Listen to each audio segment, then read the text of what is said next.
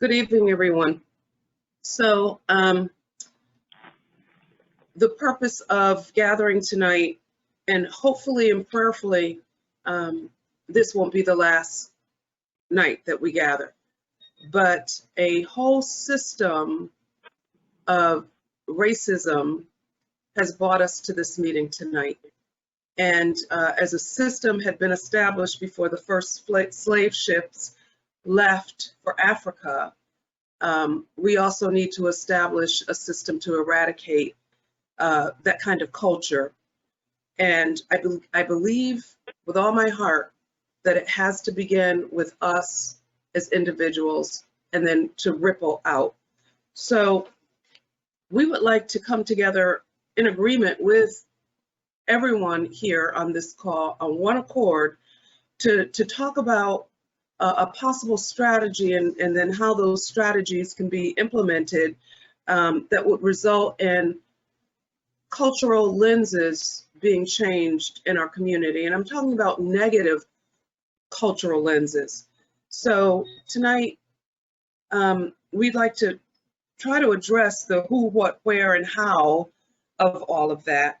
And a possible desired outcome could be a commission or a board that's representative of our community, that would include churches, law enforcement, the fire department, our local government, businesses, our Board of Education, cultural organizations, youth groups, and citizens that would continue to compile and obtain information that would allow us to implement some strategies to disseminate into our community. You know, I just want to touch on a term she used, cultural lenses. And very simply put, cultural lenses are our experiences and our exposures to the things that have impacted us greatly, that have begun to speak to the way we think, to the way we act, and to how we feel. And that is what begins to shape, that becomes what shapes our worldview to a large degree. So if there is injustices that are taking place, and my experiences and that which I've been exposed to is something that you are not aware of, it's very hard for you to empathize with my needs and help me to address solutions for that. So to change our cultural lenses, we're being challenged to reshape some of our views and our thoughts regarding things. And we'll talk more about that later. What was interesting to me was as I was doing some research, I came upon this piece that talked about in South Africa, the Zulu tribe and how they greet each other. They don't come in saying, hello, how are you? How are you doing today? They use the term sawubona. And when they say sawubona, what it means is, I see you. I acknowledge your existence. I want to identify with your pain and your plight. I want to walk alongside of you to help. I'm invested in you. And see, that's crucial because without that, a person may feel as though they don't have healthy identity. They may feel as though they're invisible. And to a large degree, people of color in this nation have struggled with the feeling of feeling invisible, that people don't see them, that people have not been there to identify or support them in their voice.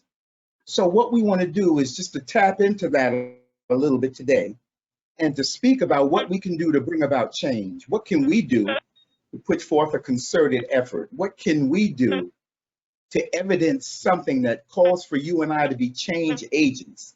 And I want to address it to leaders, pastors, and also our law enforcement, businesses, and other professions. But let me say this first.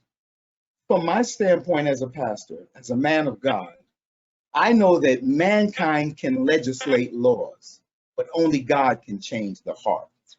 And although I know that I can't preach to everybody and believe that everybody will come to saving faith, what I can do is to try to bring forth strategies so that we can get into the rooms and get into some of the conversations and be able to at least have audience with, in hopes of maybe being able to impact somebody with something that'll make them think or challenge them to want to change. So with that being said, I think some type of commission or board would provide our community an opportunity to measure any positive and or negative changes in our community and address them accordingly.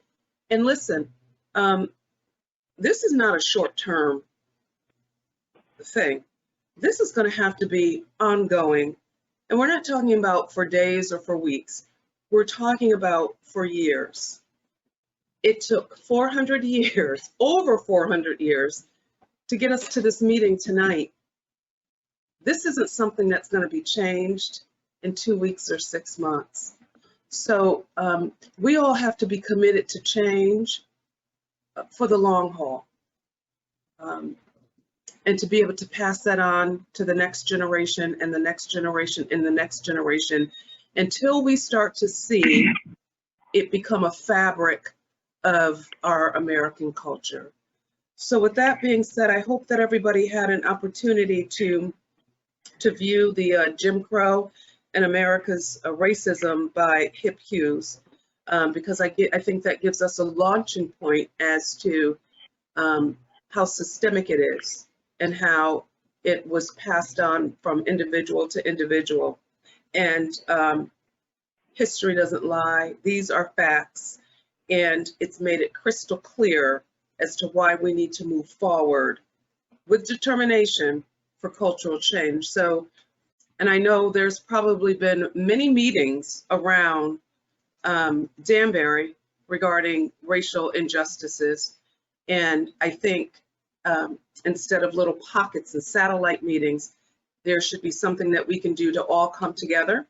So we're not duplicating our efforts, but that there'll be strength in the unity, and that we can all be better together.